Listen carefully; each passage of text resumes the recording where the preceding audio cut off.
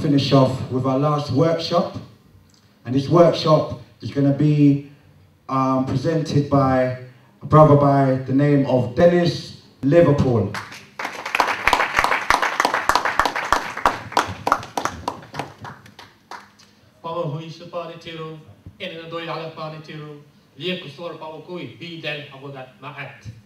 The essence of the Nitiru, we call on the Nitiru to break the spell of these facts order. I think it's very important for us to acknowledge our blood deities. For without them, we would not exist.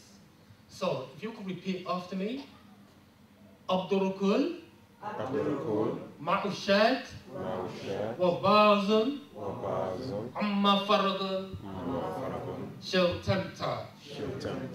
Begin all acts and thinking as part of all. Okay? It gives me great pleasure to actually present this book on behalf of Paul. When he said to me, would I like to do a presentation, it gives me great honor to do this. So, with no further ado, let's quickly go into it. Okay, what I'm going to do, first of all, is to break down the front cover of the book, or the word that's in the book. Let's start with the word Nwapo. And the word Nwapo means the science of sound, right reasoning. You will find that word Nwapo in the dictionary under the word nous, N-O-U-S. And that actually translates as sound, right reasoning. I'm just paraphrasing the American Heritage Dictionary. It actually comes from the root word, which is noob, which means before the light, or a colour inclining to black, which is our true way of life, or that science that the forces or the creative forces of nature utilize to actually create existence. That are those 9 evil forces. We also want to talk about the distinctions, or let's start with principles, because when we say principles, we're talking about, in the dictionary, you see that word as ethical or moral standards of behavior.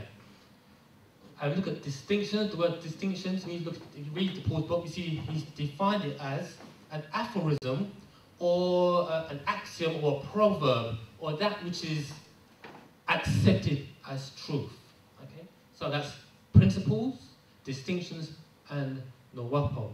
And we look at 144,000, which is a symbolic number. When you add the numbers together, 1 plus 4 plus 4, you get 9, that's right, which is our higher science, or as 9 ether beings. So that's a quick breakdown of just the front cover of the book, but let's quickly go into the distinctions. Before we actually go into it, we have what's referred to as principles. We had a way of life that was based around principles, and as time went on, those principles became overlaid with doctrine and dogma, which eventually brewed or gave birth to religion. So we would have principles. If you look at like a triangle, we would have principles on top, and on one side you would have the distinctions. On the other side, you would have the affirmations. Okay.